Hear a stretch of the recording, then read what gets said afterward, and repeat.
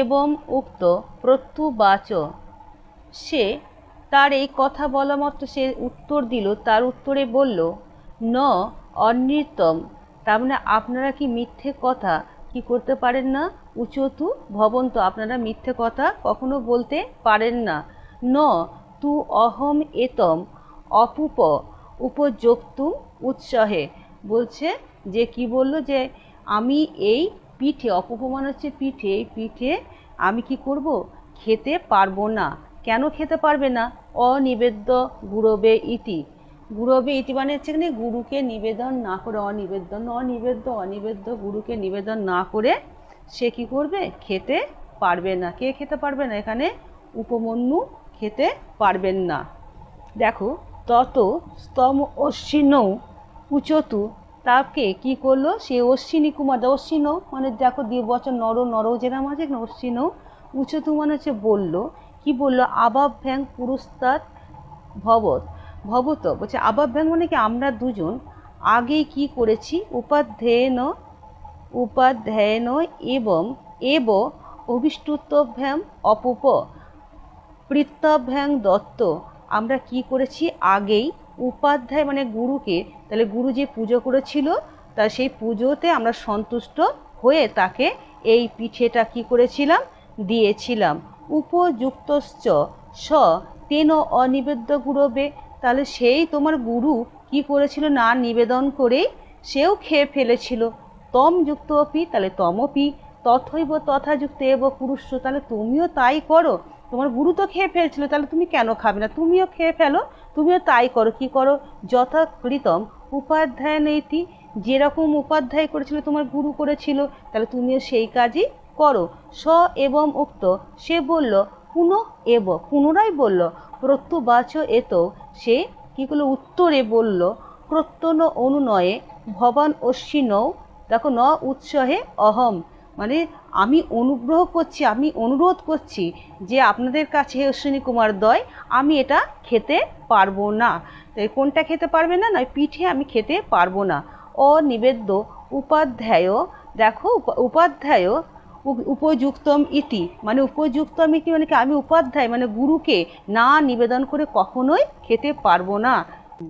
তম অশ্বিনৌ, দেখো আহতু, তারপর অশ্বিনেরা বলল প্রীত স, দেখো স্তব অনয়া গুরু বৃত্তয়া, তাহলে আমি কি হয়েছি না তোমার এই মানে অটল যে গুরু ভক্তি সেটা দেখে আমরা কি হয়েছি, আমরা সন্তুষ্ট হয়েছি।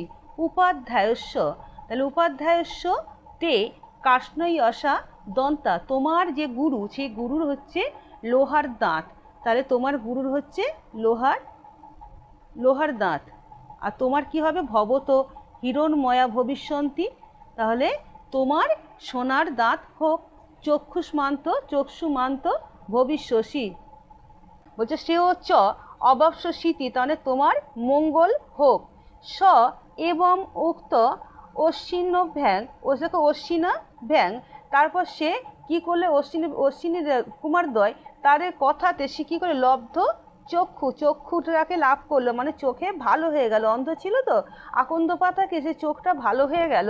উপাধ্যায়ম সকাশম, তাহলে সকাশ মানে এখানে কি কাছে, উপাধ্যায়ের সকাশম আগম্য উপাধ্যায়ম অভিপাদ্য আচচক্ষে, তারপর কি করলো গুরুর কাছে এসে, তারপরে গুরুর কাছে এসে সমস্ত কথা সে কি করলো বলে দিল। স চ অশ্ব, দেখো চারশো আছে তাই তো, প্রীতিমান অভূত, তাহলে প্রীতিমান অভূত মানে প্রীতিমান অভূত, সে কি করলো সে সন্তুষ্ট হলো, এখানে সে যে গুরু।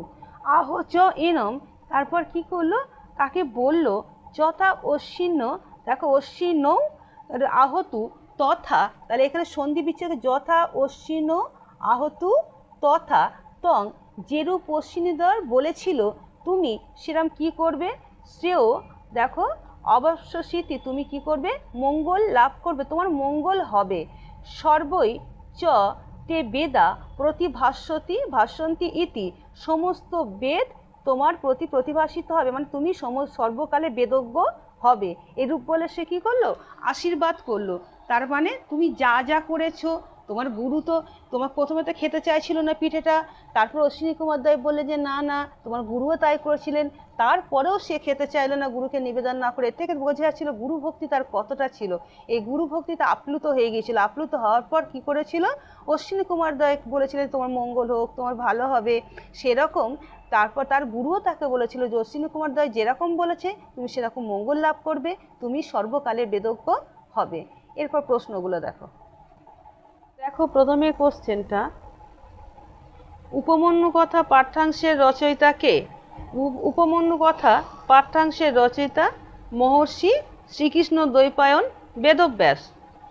2 নম্বরটা দেখো, উপমন্যু কথা পাঠ্যাংশটির মূল কোন গ্রন্থ থেকে নেওয়া হয়েছে? মূল সংস্কৃত মহাকাব্য মহাভারত থেকে নেওয়া হয়েছে। পাঠ্যাংশটি মহাভারতে কোন পর্বের অন্তর্গত? মহাভারতে কটি পর্ব? 18টি পর্ব। সে 18টি পর্বের মধ্যে হচ্ছে আদি পর্ব থেকে এটা নেওয়া হচ্ছে। এবার আদি পর্বের তো অধ্যায় আছে, পৌষ পর্ব অধ্যায় থেকে নেওয়া হয়েছে। উপমন্যু শিক্ষাগুরু বা আচার্যের নাম কি ছিল? আয়ত ধৌম বা মহর্ষি ধৌম। 5 নম্বরটা দেখো, গুরু ধৌম উপমন্যুকে প্রথমে কি কাজ করার নির্দেশ দিয়েছিলেন? তাহলে গুরু ধৌম উপমন্যুকে গরু রক্ষা মানে গরু চড়ানোর নির্দেশ দিয়েছিলেন, গরুগুলিকে রক্ষা করার। তারপরে দেখো, উপমন্যু গরু চড়িয়ে কখন ফিরে আসতো বা আসতেন? তাহলে সন্ধ্যাবেলায়। সায়াহ্ন মানে কি? সন্ধ্যাবেলায় সায়াহ্নে গুরুর কাছে ফিরে আসতেন, মানে সমীপে মানে কাছে ফিরে আসতেন। গুরুকে দেখে উপমন্যু কি করতেন? গুরুকে প্রণাম করতেন বা নমস্কার করতেন। সন্ধ্যাবেলায় ফিরে এসে মানে গরুগুলিকে রেখে তারপর গুরুকে প্রণাম করতেন গুরুর সামনে দাঁড়িয়ে। তো ওটা তো প্রথমেই তোমরা পড়েছো। গুরু উপমন্যুকে দেখে কি পর্যবেক্ষণ করেন? উপমন্যু বেশ হৃষ্টপুষ্ট, বেশ গোলগাল হয়ে উঠেছে, বেশ চেহারার কোনো কিছু পরিবর্তন হয়নি, বেশ ভালো লাগছে, এটাই ছিল। স্থূলতার কারণ হিসাবে উপমন্যু কি জানায়? সেটা মোটা লাগছিল, তার কারণটা কি ছিল? সে ভিক্ষালব্ধ অন্যের দ্বারা জীবিকা নির্বাহ করে। গুরু ভিক্ষা খাওয়া শুনে বা ভিক্ষা অন্ন, এখানে ভিক্ষা খাওয়া বলতে ভিক্ষা অন্ন খাওয়ার কথা শুনে কি আদেশ দেন? সে বলল যে গুরুকে নিবেদন না করে যেন সে ভিক্ষালব্ধ অন্ন গ্রহণ না করে। তাহলে না নিবেদন করে ভিক্ষালব্ধ অন্ন গ্রহণ করা অনুচিত। তারপরেরটা দেখো, উপমন্যু ভিক্ষা এনে কি করত? ভিক্ষা এনে সমস্ত ভিক্ষা এনে কি করত? গুরুকে দিয়ে দিত।